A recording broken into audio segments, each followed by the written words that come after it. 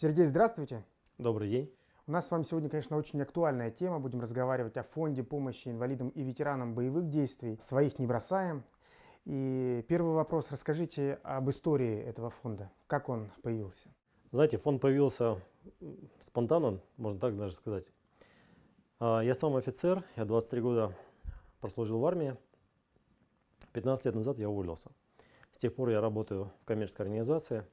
Но когда начались боевые действия, специальная военная операция, так получилось, что мой боевой товарищ, с кем мы учились вместе в училище, в академии, с кем вместе воевали, он оказался ранен и находился в госпитале Бурденко.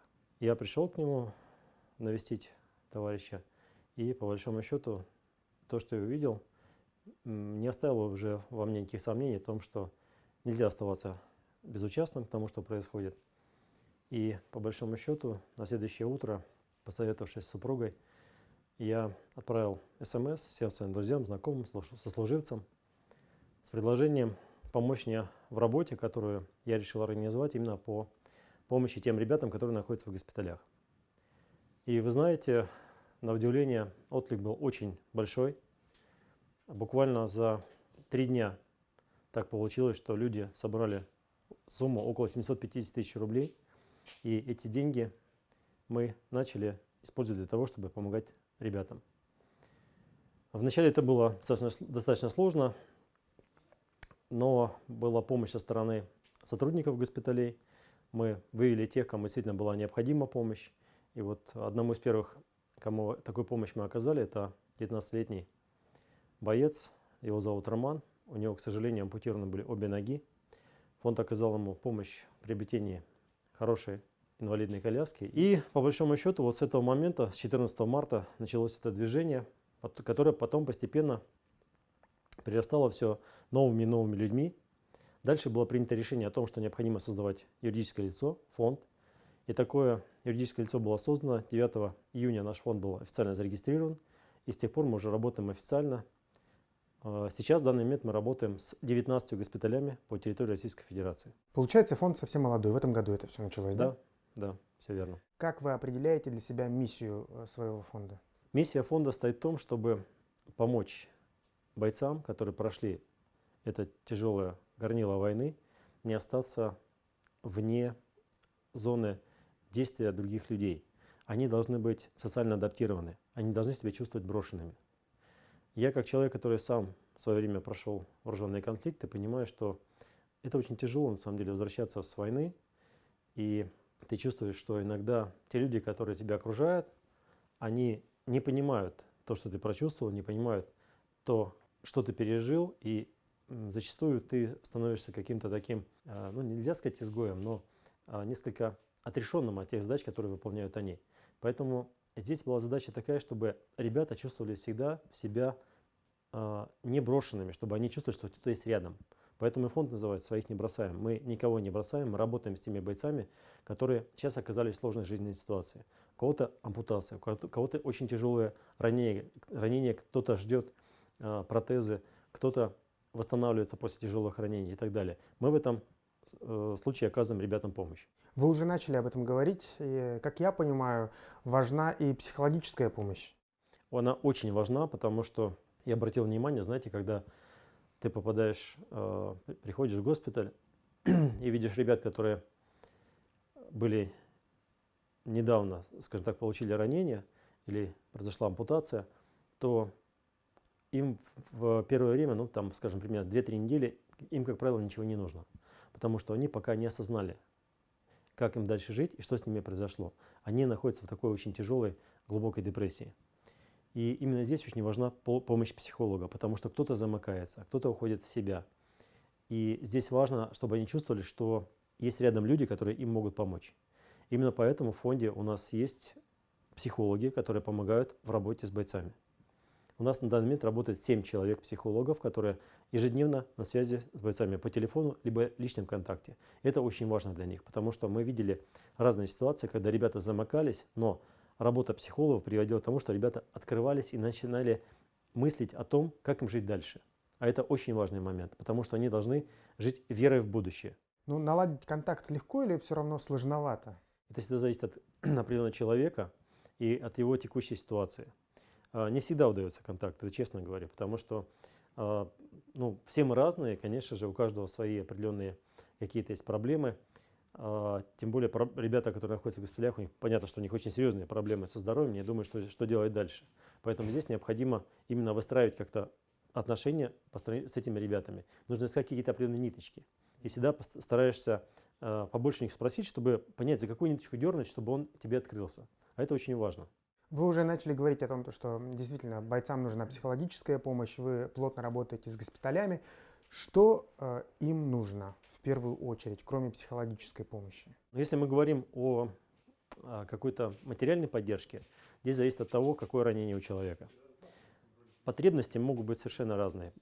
Одно дело, когда парень лежит, например, в реанимации, да, и есть потребность в каких-то специальных лекарствах. Такое тоже может быть, что в госпитале очень хорошо снабжаются, но в какой-то определенный момент может быть какой-то дефицит.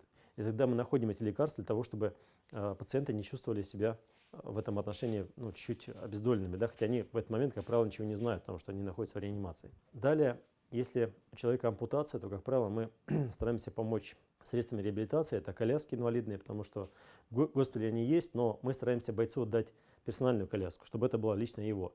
Мы подбираем коляску в зависимости от ранения, потому что коляски все разные, от его массогабаритных характеристик.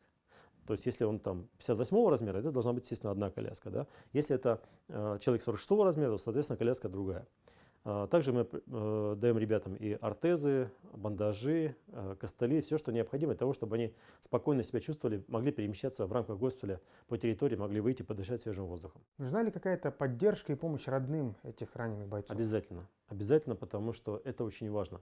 Мне очень много поступало звонков, особенно на начальном этапе операции, от жен, ребят, от матерей, которые не знали, что делать, не знали, что необходимо предпринять, не знали, вот мой сын в таком-то госпитале, я сейчас вылетаю, а что мне делать и как мне быть.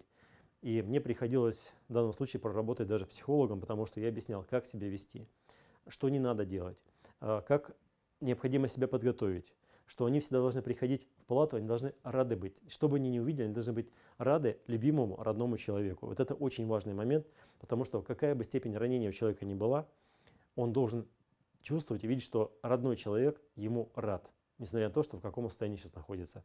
Поэтому здесь много приходилось работать и с родственниками. Может быть, вы подскажете родным тех людей, которые попали под мобилизацию, как им себя вести? Нужно быть спокойным, потому что спокойствие очень важно. Я всегда говорил своим солдатам, своим подчиненным, что страх, он как огонь. Если ты его контролируешь, он тебя согревает. Как только ты выпустил огонь из-под контроля, он тебя убивает. То же самое со страхом. Не нужно бояться, нужно просто быть готовым. Я тоже еще одну такую фразу свою скажу, которую всегда говорил своим обучаемым. Дело в том, что я преподавал в военно-инженерной академии, и поэтому, когда я готовил курсантов, офицеров, тоже часто говорил, что побеждает сильнейший. Слабый либо погибает, либо становится сильным. Поэтому задача тех, кто сейчас идет в зону боевых действий, и задача подготовиться. Для этого дается определенное время. И здесь нужно понимать, что чем лучше ты будешь готов, тем больше у тебя будет вероятность остаться живым. Это очень важный момент, поэтому здесь нужно быть готовым с первого момента, когда пришла повестка. Нужно собрать с собой личные вещи. Нужно собрать по возможности индивидуальные перевязочные пакеты, средства медицины, потому что, возможно, что-то необходимо человеку индивидуально с собой взять. Это обязательно необходимо будет сделать. Дальше, понятно, обмундирование, снаряжение, вооружение, это все предоставляется Министерством обороны. Но дальше идет процесс подготовки. И здесь нельзя к нему относиться халатно. Здесь каждый человек должен понимать, он пришел на войну. Других вариантов здесь нет. Здесь нужно к этому готовиться. К вам бойцы самостоятельно могут как-то обратиться? Конечно, они обращаются. У нас на сайте фонда есть мой телефон, есть телефон моих коллег, есть почта, куда могут прислать свои обращения. Такие обращения приходят не только от тех бойцов, которые находятся в госпиталях, к нам обращаются и ветераны, которые уже давно прошли горнило войны. Например, в апреле месяце к нам обратился ветеран чеченской кампании. Он служил в разведке, и уже после скажем так, войны, он получил серьезную травму, не связанную с боевыми действиями, но он стал инвалидом. И человек попросил у нас инвалидную коляску электрическую. На совете фонда мы приняли решение, что да, конечно же, мы окажем содействие человеку. Вот он к нам обратился через почту сайта нашего.